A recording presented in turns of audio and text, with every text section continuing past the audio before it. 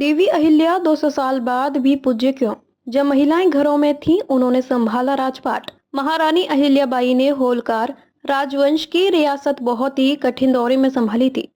किसी महिला का राज्य प्रमुख होना सबको उचित नहीं लग रहा था। कारण ये था कि महिलाओं के प्रति समाज और जनमानस की सोच उन्हें पुरुष से कम आंकती थी। अहिल्याबाई ने राजपाट का दायित्व इस तरह निभाया कि आज तक उनके नाम का स्मरण किया जाता है। 1795 में अहिल्याबाई का निधन हो गया था।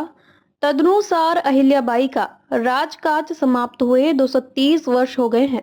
फिर भी उनकी कार्यशैली और परोपकारी कार्यों को आज तक याद किया जाता है। प्रसिद्ध अर्थशास्त्री कौटिल्य ने कहा था, प्रजा के सुखी रहने में राजा का सुख है और प्रजा के हित में उसका हित है। अपना प्रिय राज का सुख नहीं, उसका सुख तो प्रजा के ही सुखी रहने में है। भारत में कई राजा प्रजा से मनमाना कर वसूल कर राजकोष को भर रहे थे। ऐसे वक्त में देवी अहिल्या के राज्य की प्रजा पूर्ण शांति और सुख के साथ रह रही थी। अहिल्याबाई अपनी प्रजा को सम्मान भाव से देखती थी।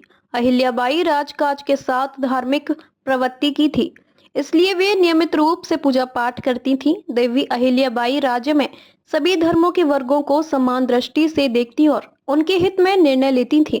राज्य के अधिकारी मनमानी नहीं कर पाते थे, वे उन पर पूरी निगरानी रखती थीं। उनका अपने अधीनस्थों में खौफ था। किसी भी अधिकारी को मनमानी की छूट नहीं थी। यदि किसी अधिकारी की मनमानी का पता चल जाए तो या शिकायत प्राप्त हो जाए तो वे उसे दंड भी देती थीं। देवी अहिल्याबाई महिलाओं के प्रति काफी उदार रहती थीं। उनकी सोच थी कि महिलाओं की आवाज घर की चार दीवार से बाहर आना बड़ा कठिन है। ऐसे में उनके प्रति पुण्य न्याय होना प्रथम प्राथमिकता होनी चाहिए।